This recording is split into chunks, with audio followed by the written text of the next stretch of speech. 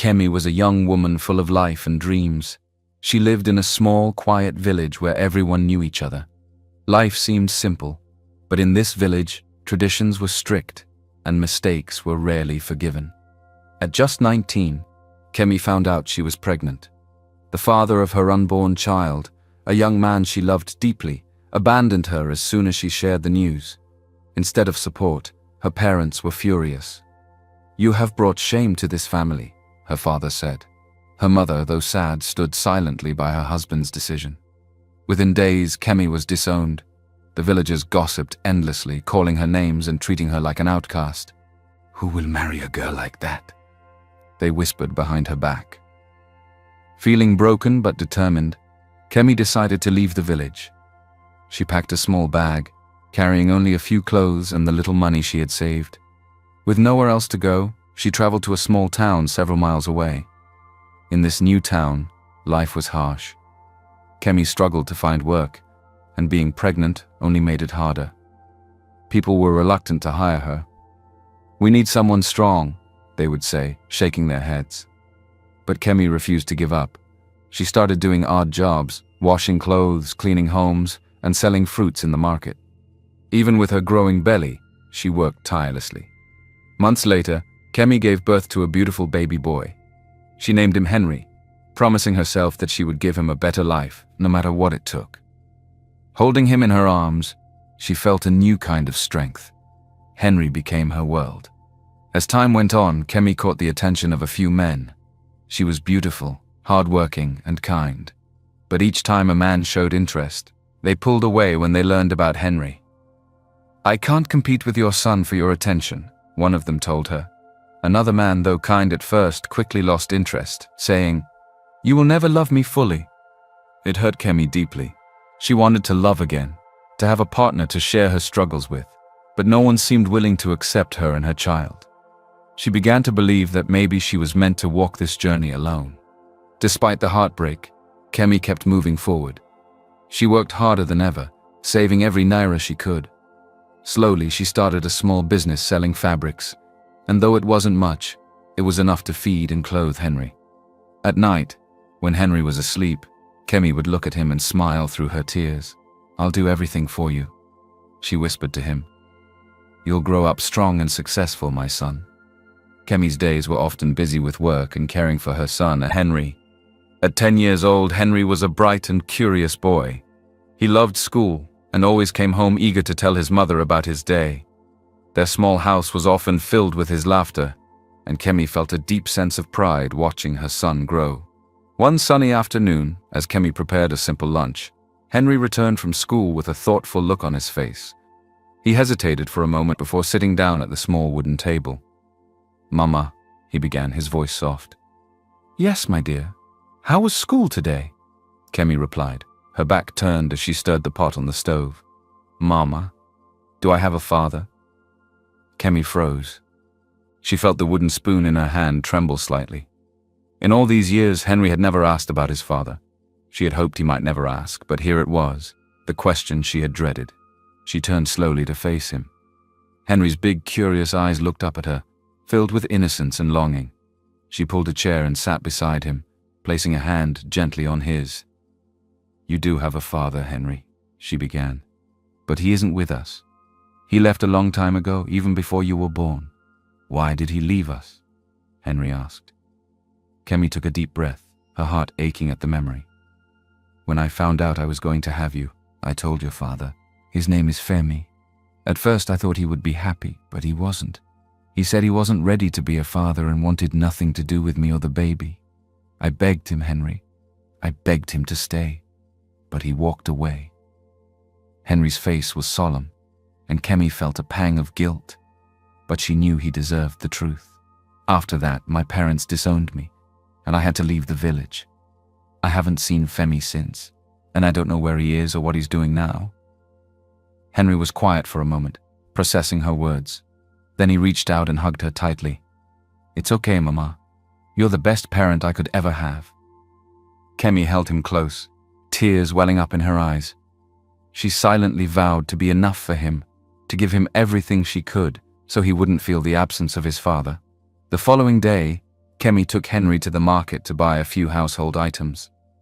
The bustling market was noisy as usual, filled with the sounds of traders shouting and people bargaining for goods. Henry held on to Kemi's hand as they moved through the crowd.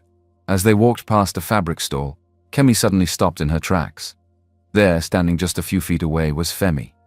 He looked older but still recognizable, tall, with a confident stance and a bright smile. He was chatting with someone, seemingly oblivious to Kemi's presence. Kemi's heart raced. She tightened her grip on Henry's hand and stepped closer. "Femi!" she called out. Femi turned, and for a moment his expression froze. He looked at Kemi, then at Henry, and back at her. "It's been a long time," Kemi said, her voice trembling. "This is Henry. He's your son." Femi's face hardened. He stepped back slightly, glancing around as if worried someone might see them. "Kemi," he said firmly, keeping his voice low. "I'm married now. I have a family. Please don't bring up the past. I'm happy where I am." Kemi felt her heart shatter. She couldn't believe what she was hearing.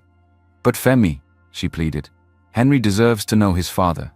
He's a good boy, and he needs you in his life." "I'm sorry," Femi said, avoiding her gaze. "This isn't my responsibility anymore. Please, Kemi, just stay away from me." Without another word, Femi turned and walked away, leaving Kemi standing in the middle of the market, stunned and heartbroken. That night, Kemi sat beside Henry as he lay in bed. She stroked his hair gently, her thoughts swirling with pain and anger. "I'm sorry, my son," she whispered. "Your father doesn't want to be part of our lives, but you don't need him. I will be both your mother and your father." Henry looked up at her with determined eyes. "Mama, I don't need him. I promise I'll never ask about him again. I will make you proud, Mama. I'll always be here for you." Tears streamed down Kemi's face as she hugged her son tightly. That night, both mother and son made silent promises to each other, to always stand by one another no matter what. Years passed, and Kemi's sacrifices bore fruit. She raised Henry to be a hardworking and respectful young man. Despite the challenges she faced as a single mother, she gave him the best education she could afford and taught him the values of humility, kindness, and determination. Henry, in turn, did not disappoint her.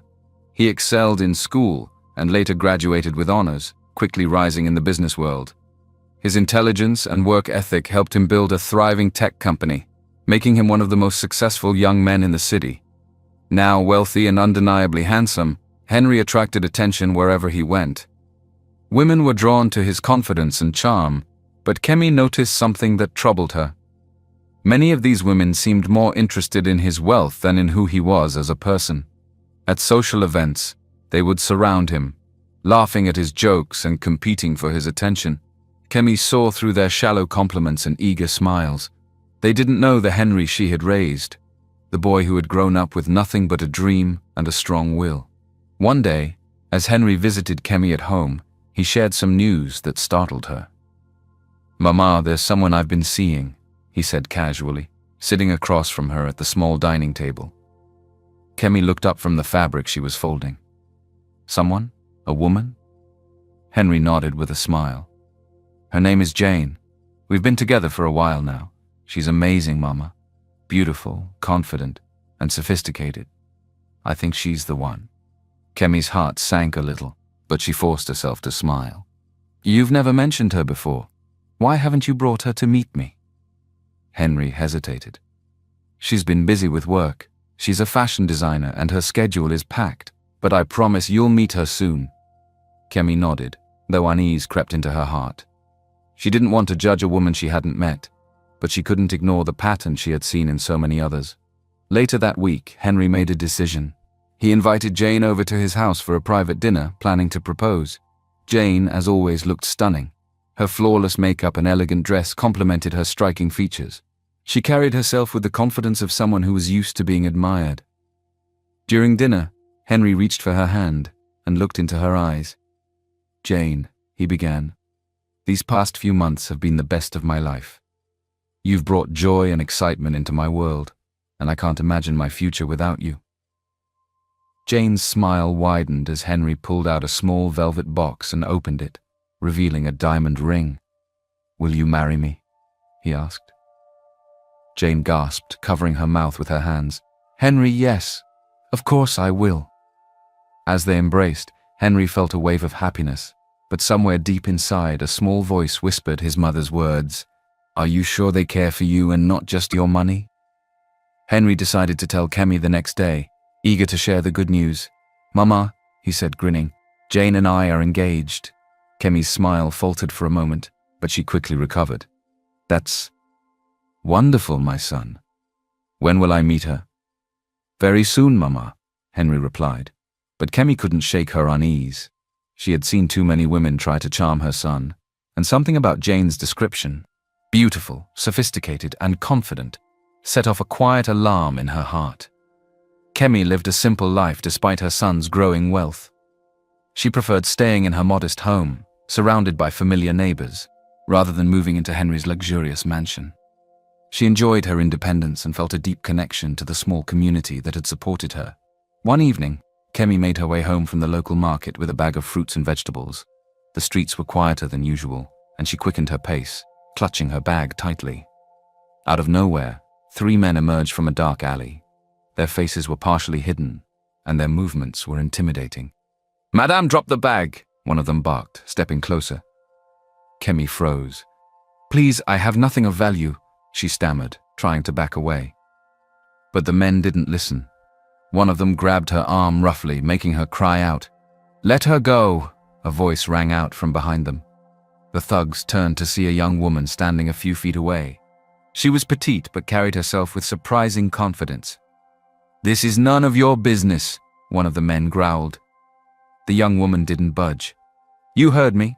Let her go, or I'll call the police," she said, holding up her phone. The men hesitated for a moment before deciding it wasn't worth the trouble. They released Kemi and disappeared into the shadows. Kemi, still trembling, turned to the young woman. "Thank you, my dear. I don't know what I would have done if you hadn't stepped in." "It's nothing, Ma," the woman replied with a warm smile.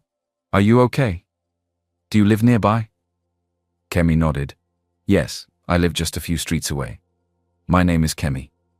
"I'm Emily," the woman said. "Let me walk you home, just to be safe." Kemi was struck by Emily's kindness and humility. She didn't just help her, she stayed by her side until they reached her house. After thanking Emily profusely, Kemi couldn't stop thinking about her. Who was this young woman who had risked herself to help a stranger? The next day, Kemi casually mentioned the encounter to her neighbor, who often knew everyone in the area. "That's Emily," the neighbor said. "She's a secretary at some big company, a very sweet girl, always helping people around here." Kemi's curiosity deepened. She decided to do some discreet investigating. Asking a few more questions, she discovered that Emily worked as a secretary in none other than Henry's company. The revelation surprised her. Could it be fate? The more she learned about Emily, the more impressed she became. Emily came from a humble family and had worked hard to get where she was. Despite her struggles, she was known for her kindness and generosity. Kemi sat in her small living room that evening, reflecting on the encounter. "She didn't know who I was," Kemi thought to herself. "She helped me without expecting anything in return. That's rare." She made a mental note to observe Emily further. There was something about her that gave Kemi hope. Hope that perhaps not everyone in Henry's life was motivated by money or appearances. Emily arrived at work early every morning, ready to tackle the day's challenges with her usual quiet determination. As Henry's secretary, she handled his demanding schedule with ease and ensured the office ran smoothly. She was efficient, respectful, and always professional. To Henry, Emily was indispensable, a key part of his company's success. He admired her dedication and work ethic, but never saw her as more than an excellent employee. What Henry didn't know was that Emily had secretly admired him for years. She was drawn to his intelligence, charm, and the kindness he showed to those around him. But she kept her feelings buried, convinced that someone like him, wealthy, successful, and surrounded by glamorous women, would never notice someone like her. "He's out of my league," Emily often told herself, pushing aside the pangs of longing that surfaced whenever Henry smiled at her or thanked her for a job well done. Meanwhile, Kemi couldn't stop thinking about Emily. She wanted Henry to see what she saw in the young woman: humility, strength, and a kind heart. One evening, she brought up Emily during their usual dinner conversation.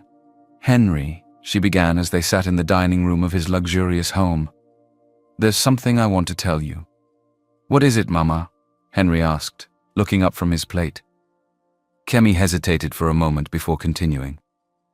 "Do you remember the other day when I told you I was attacked by some thugs near the market?" Henry's expression darkened. "Yes. I still can't believe something like that happened. Are you sure you're okay now?" "I'm fine," Kemi assured him. "But what I didn't tell you is that a young woman saved me that day. Her name is Emily Femi, and she works at your company as your secretary." Henry raised an eyebrow. "Emily? She saved you?" Kemi nodded, a smile forming on her lips.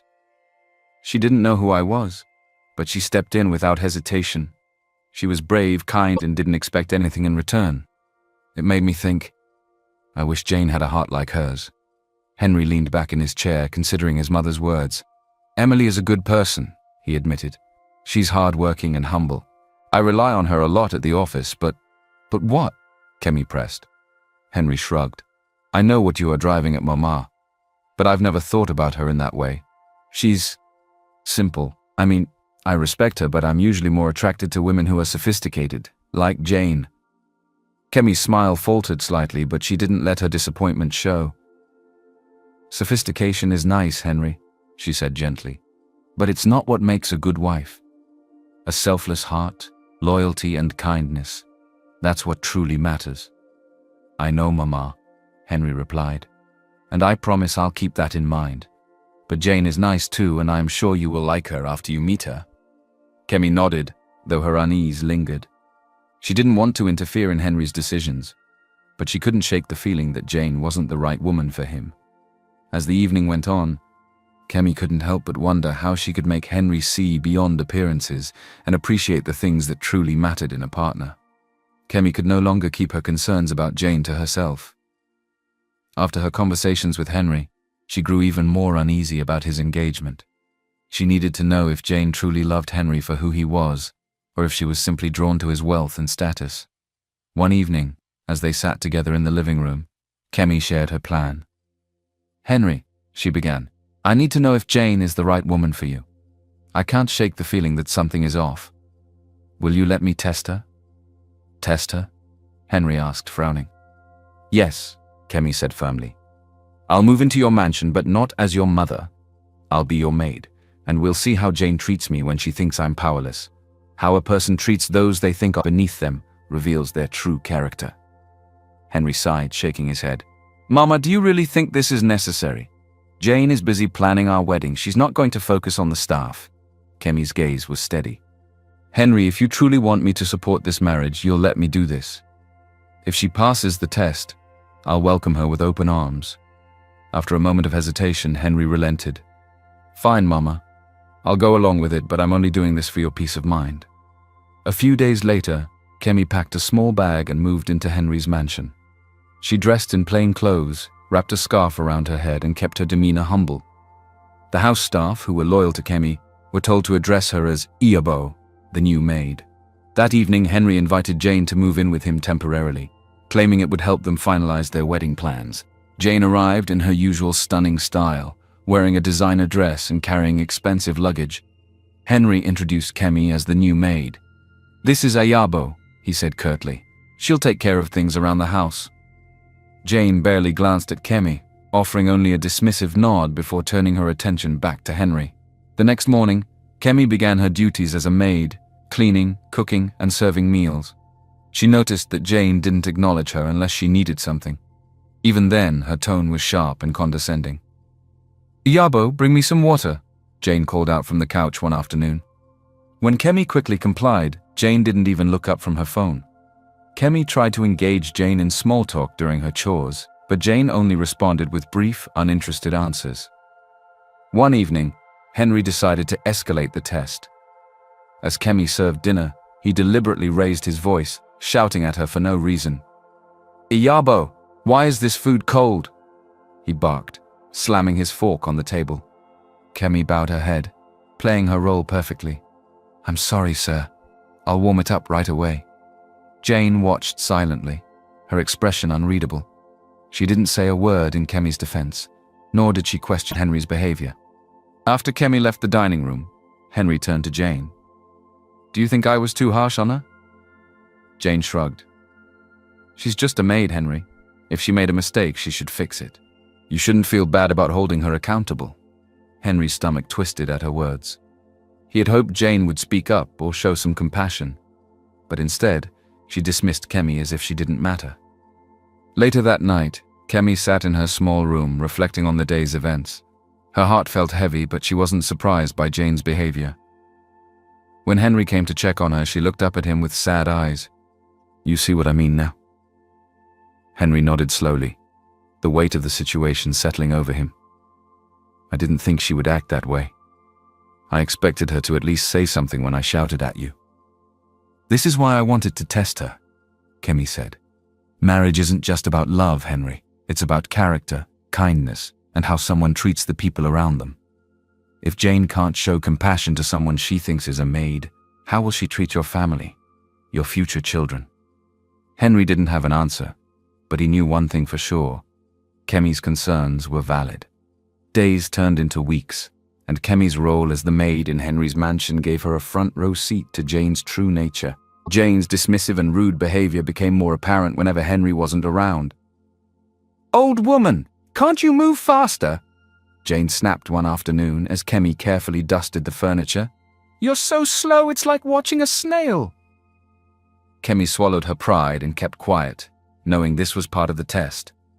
But the insults kept coming. One morning, Jane called Kemi into the kitchen. A glass of water sat on the counter. "Iyabo," Jane said, her tone icy. "You forgot to clean this glass yesterday." Before Kemi could respond, Jane grabbed the glass and poured its contents over Kemi's hands. "You're so old and lazy, I don't even know why Henry keeps you here. Do your job properly next time." Kemi's heart ached at the humiliation, but she didn't let her emotions show. Instead, she looked at Jane and said softly, "I could be your mother. You know I'm not so young anymore, just be a little more patient with me." Jane sneered, her voice dripping with contempt. "My mother could never be a poor, disgusting maid like you, so stop acting like you're anything important and do your job." Later that day, Henry had forgotten an important file at home. Emily, ever reliable, stopped by the house to retrieve it. She knocked on the door and was surprised when Kemi answered. "It's you," Emily exclaimed, recognizing the elderly woman she had helped in the market. "I didn't know you worked here." Kemi smiled warmly, her spirits lifting at Emily's kind tone. "Yes, my dear. I'm just helping around." Emily stepped inside, but before she could say much, Jane's voice echoed from the living room. "Iyabo, what are you doing standing there? Get back to work." Emily turned toward the voice and saw Jane lounging on the couch, her perfectly manicured fingers scrolling through her phone. "I'm so sorry," Kemi murmured to Emily, hurrying to the living room with a tray of tea. Emily followed quietly, watching in disbelief as Jane began berating Kemi for being slow and incompetent. "You're pathetic," Jane spat. "Henry should just fire you. I don't know why he bothers keeping someone so useless around." Emily couldn't stay silent any longer.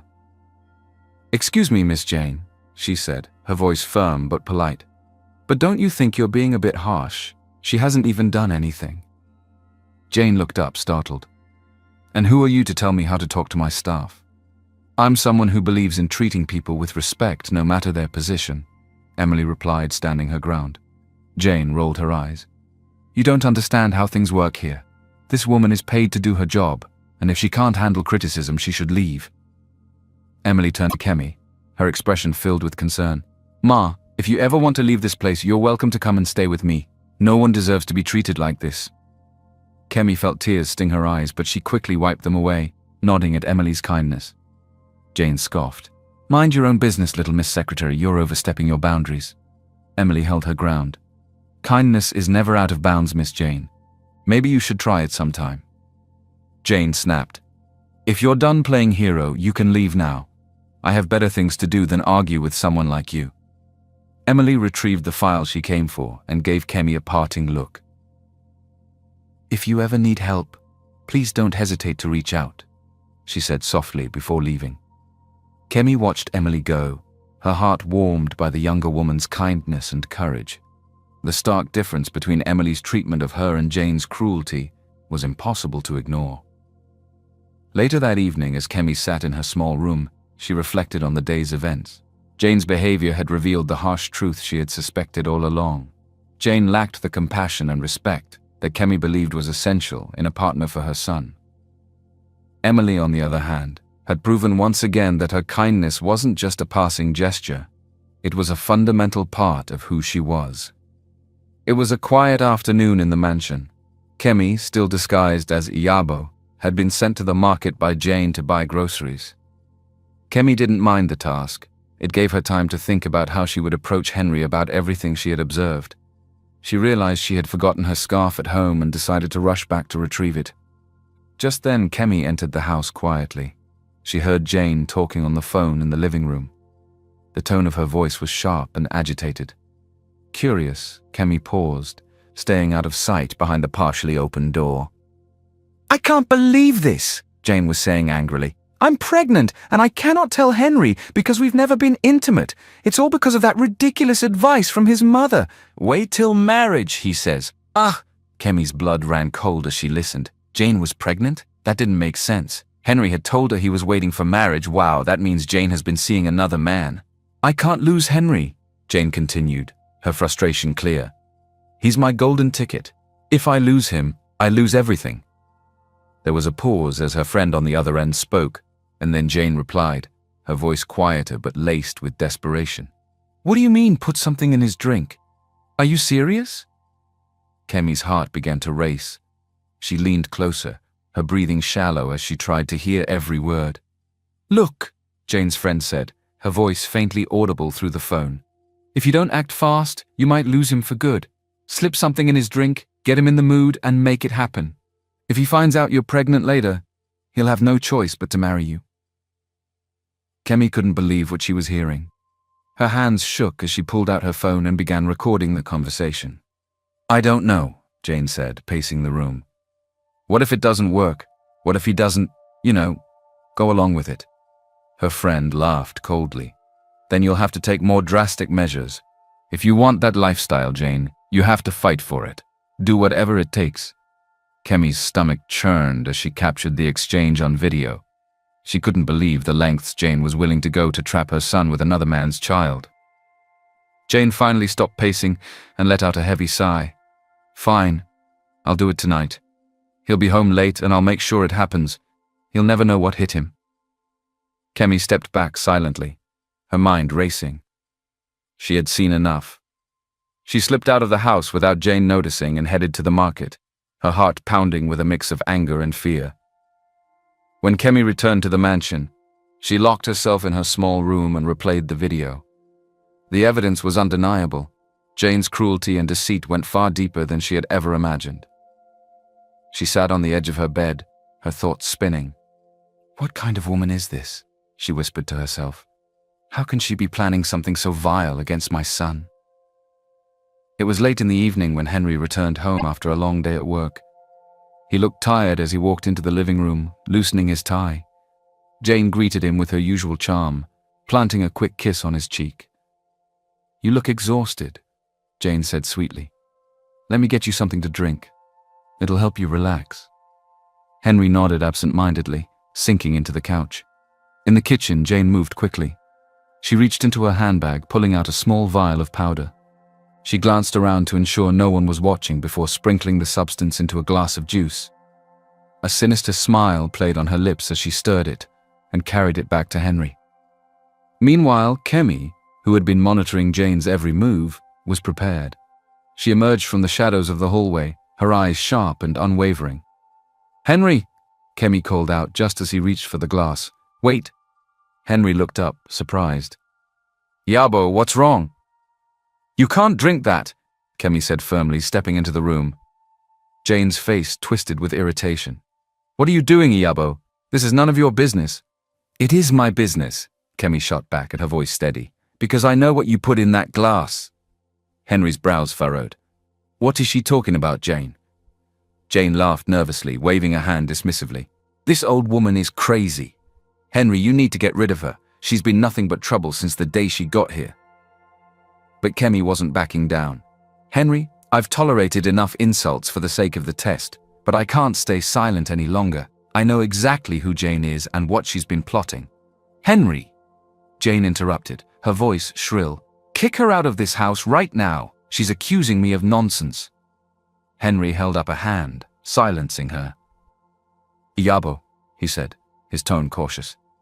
What are you talking about? Kemi straightened, her gaze unwavering. Henry, it's time she knows the truth. The room fell silent. Jane's jaw dropped and her face turned pale. What truth? She exclaimed, her voice shaking. Henry stared at Kemi, stunned. Jane, this is Madam Kemi, my mother, and this was all a test. Yes, Kemi admitted.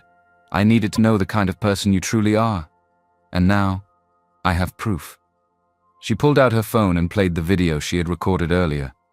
The room filled with Jane's voice, as she told her friend about her pregnancy, her plan to drug Henry, and her desperation to secure his wealth. Henry's face darkened as the video played. Jane stood frozen, her mouth opening and closing like a fish out of water. Henry, she stammered, it's not what it looks like. I was just joking with my friend. You know how women talk sometimes. Henry's voice was cold as ice. Joking? You call drugging me and stealing my wealth a joke? Jane moved closer to him, and tears filled her eyes. Please, Henry, I love you. I only did this because I was scared of losing you. Kemi stepped forward, her voice firm. Love doesn't involve manipulation and lies, Jane. You've shown your true colors, and they're nothing but greed and selfishness. Henry looked at Jane, his disappointment clear. I trusted you. I thought you loved me for who I am, not for what I have. But now I see I was wrong. Jane fell to her knees, sobbing. Please, Henry, don't do this. I can change. I'll be better. But Henry shook his head. It's too late, Jane. Pack your things and leave. Moments later, Jane was escorted out of the house by security, her tears doing nothing to sway Henry. Kemi stood by her son's side, her heart heavy but relieved that the truth had come to light. As the door slammed shut behind Jane, Henry turned to Kemi. Mama, he said quietly, I can't believe what you've done for me. I don't know what I would have done if you hadn't stepped in. Kemi smiled, placing a hand on his shoulder. I only want what's best for you, my son. You deserve someone who will love you for who you are, not for what you can give them. Henry nodded, his respect for his mother growing even deeper. The weeks following Jane's betrayal were difficult for Henry. The sting of her deceit left him questioning his judgment and his ability to trust others. Kemi stayed close by, offering her support and reminding him that not everyone in his life had bad intentions. Mama, Henry said one evening as they sat in the garden, how do I know someone loves me for who I am and not for what I have? Jane said all the right things, but look how that ended. Kemi smiled gently, her hands resting on his. Henry, trust takes time, and not everyone is like Jane. Sometimes the right person is already in your life, you just need to see them for who they are. Henry thought about her words, and one name came to mind. Emily. He remembered her quiet kindness, her humility, and how she had always treated everyone with respect. Emily, he murmured. Yes, Kemi said, her eyes lighting up. I see the way she carries herself, with grace and sincerity. I've seen it since the day she saved me in the market. You should give her a chance. Henry hesitated. But what if I'm wrong again? What if she's just better at hiding it? Kemi shook her head. If you really want to know someone's intentions, test them the right way. See how they react when the wealth and luxury are gone. That night, Henry made up his mind. He wanted to pursue a relationship with Emily but needed to be certain of her motives. The next day, he approached Emily at her desk. Emily, he began, his voice calm but serious. I've been thinking a lot about us. I'd like to spend more time with you, outside of work. Would you be willing to go out with me? Emily looked up surprised. Her cheeks flushed and she smiled shyly. Of course, Henry. Mr. Henry, I'd love to. Call me Henry, he said with a smile. Their relationship began slowly. Emily's warmth and sincerity helped Henry heal from the pain Jane had caused. She never asked for expensive gifts or extravagant dates, and her humility only deepened his admiration for her. But a lingering doubt still gnawed at Henry. Was Emily truly different, or was she simply waiting for the right moment? One evening he discussed his concerns with Kemi. "Mama, I want to trust her, but I need to know for sure." Kemi, ever supportive, encouraged him. "If you need proof, then test her. But remember, Emily has shown nothing but kindness, even when she didn't know who we were. Keep that in mind." The following week, Henry set his plan in motion. He spread rumors among his employees and close associates that his company had collapsed. He sent out an official email stating that due to bad investments, the business had gone bankrupt, and that all staff, including Emily, were being relieved of their duties. He even claimed that his private savings had been drained trying to keep the company afloat. "I've lost everything," he told them. When Henry broke the news to Emily personally and told her he had to move to a smaller apartment as the bank had seized his mansion, her reaction was a mixture of concern and sadness. "I'm so sorry, Henry," she said softly. "This must be so hard for you." "It is," he replied, his voice heavy with feigned despair. "I don't know how I'll manage now. I don't even have a job for you anymore." Emily reached out and touched his hand. "Don't worry about me. I'll find another job. But if you need help, please let me know. I'm here for you." In the days that followed, Henry watched closely as Emily adjusted to the news. She didn't distance herself from him, nor did she complain about losing her job. Instead, she focused on supporting him, bringing him homemade meals, and offering words of encouragement. One evening, she showed up at his small apartment with a bag of groceries. "Emily," Henry said, surprised. "What's this?" "I thought you might need a little help," she said with a smile. "I know things are tough right now, but you'll get through this." Henry's heart swelled with emotion. Despite thinking he had lost everything, Emily's actions were driven by care and loyalty. Later that evening, Henry went and told his mother everything. "I told you she was different," she said to Henry with a big smile. Henry nodded, his doubts beginning to fade. "She's amazing, Mama. I've never met anyone like her." As Henry's carefully crafted rumor of bankruptcy spread, he watched how the people in his life reacted to his supposed downfall. To his dismay, most of his associates distanced themselves almost immediately. The calls and invitations that had once flooded his days came to an abrupt halt. The most painful betrayal came from his closest friend, James. James had been by Henry's side since his business began, always claiming to have Henry's best interests at heart. But as soon as the news of Henry's financial ruin broke, James stopped answering his calls. One evening, Henry finally managed to reach James. "James, I need your advice," Henry said, feigning desperation. "Things are falling apart, and I don't know where to start rebuilding." James hesitated on the other end of the line. "Henry, I'm sorry, but I don't think I can help. I've got my own issues to deal with right now. Maybe it's best if we keep some distance for a while." The call ended abruptly, leaving Henry staring at his phone in disbelief. Days turned into weeks, and Henry felt the isolation creeping in. But amidst the loneliness, there was one person who hadn't abandoned him: Emily. Emily continued to visit Henry regularly, bringing him meals and words of encouragement. She even suggested ways he could rebuild his business, offering practical ideas. One evening, as they sat together in the living room, Henry turned to Emily, his voice heavy with emotion. "Emily, why are you still here? Everyone else has left. Even James, someone I considered a brother, has turned his back on me. Why haven't you? You know I have nothing to offer." Emily hesitated, her cheeks flushing. She looked down at her hands, then back up at him, her eyes filled with sincerity. "Henry," she began softly, "I've loved you since the first day I saw you. Not because of your wealth or your success, but because of who you are. The way you treat people, your kindness, your determination. It inspired me from the very start." Henry was taken aback. "You loved me all this time?" Emily nodded. "I never said anything because I thought I wasn't good enough for you. You're surrounded by beautiful, accomplished women. What could someone like me offer you?" Henry reached out and took her hand, his voice filled with gratitude. "You've already given me more than I could ask for, Emily. Your kindness and loyalty mean everything to me. While others ran away, you stayed." Tears filled Emily's eyes, and she smiled shyly. "I'll always stay, Henry. I don't care about the money or the status. I care about you." With that, Henry pulled her close, and they shared a passionate kiss. Henry couldn't keep the truth from Emily any longer.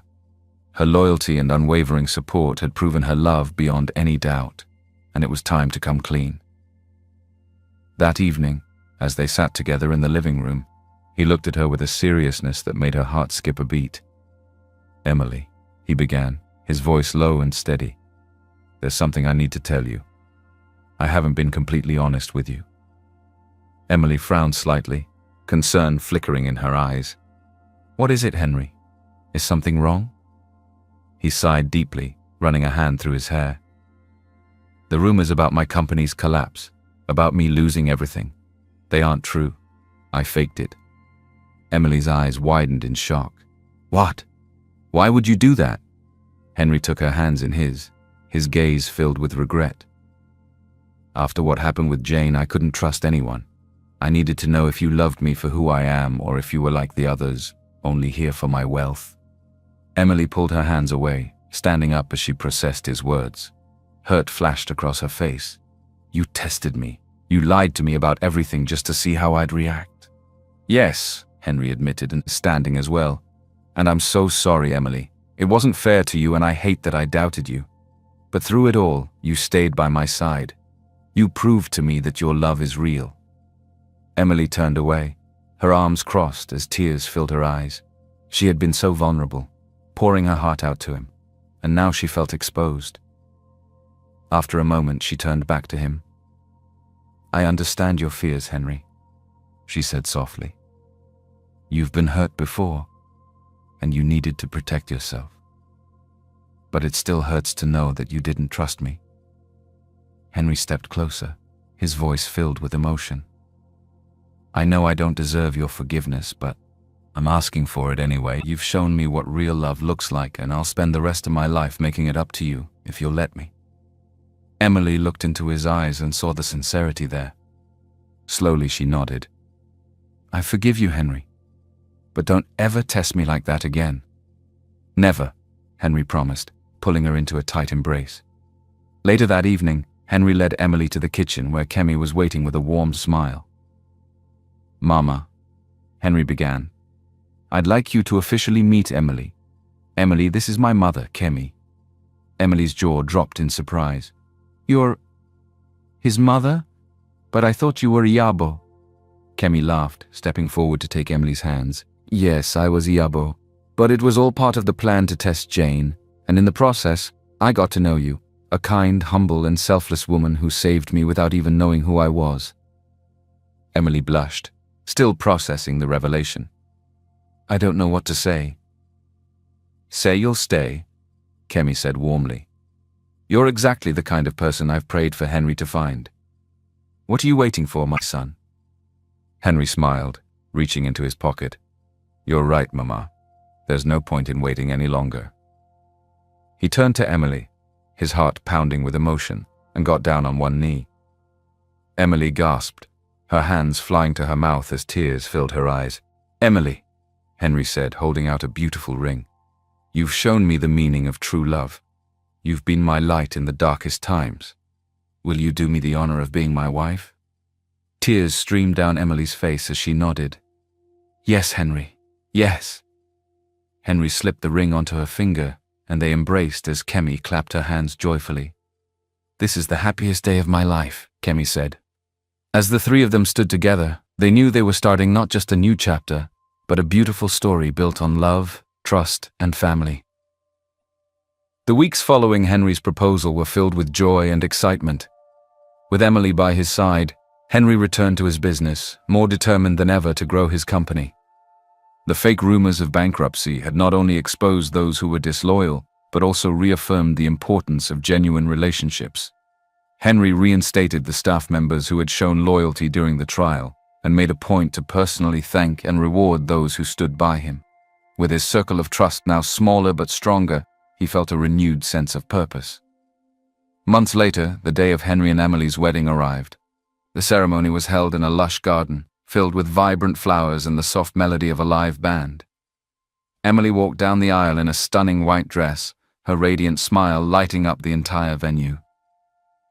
Kemi couldn't hold back her tears as she watched Henry, standing at the altar, looking at Emily with nothing but love in his eyes. The journey to this moment had been long and filled with challenges, but it was all worth it. She had raised a fine young man on her own, and she did a great job. When the officiant declared them husband and wife, the crowd erupted in cheers. Henry and Emily shared their first kiss as a married couple, and Kemi felt a deep sense of peace wash over her. That evening, as the festivities continued, Kemi found a quiet spot in the garden to reflect. She thought about the struggles she had faced, being disowned by her family, raising Henry alone, and fighting against a society that had tried to tear them down. But those hardships had shaped her into the strong woman she was today, and Henry, her greatest pride, had grown into a man of integrity and character. Emily joined her, still glowing from the joy of the day. "Mama," Emily said, sitting beside her, "thank you for everything. You've been my guide and my strength, even before I knew who you really were." Kemi smiled, taking her hand. "No, my dear, thank you. You've shown me that love still exists in its purest form. You've given my son something I always prayed for, a partner who loves him for who he is." Henry walked over to join them, wrapping an arm around his mother and his new bride. "Mama," he said, "I couldn't have done any of this without you." Kemi laughed softly, leaning into her son. "My work is done now, Henry. It's your turn to build a life full of love and happiness." As the night drew to a close, Kemi looked up at the star-filled sky, feeling a profound sense of fulfillment. Her son had found true love, and her journey had come full circle. She had fought for Henry, guided him and protected him, and now she could rest easy, knowing he was in good hands.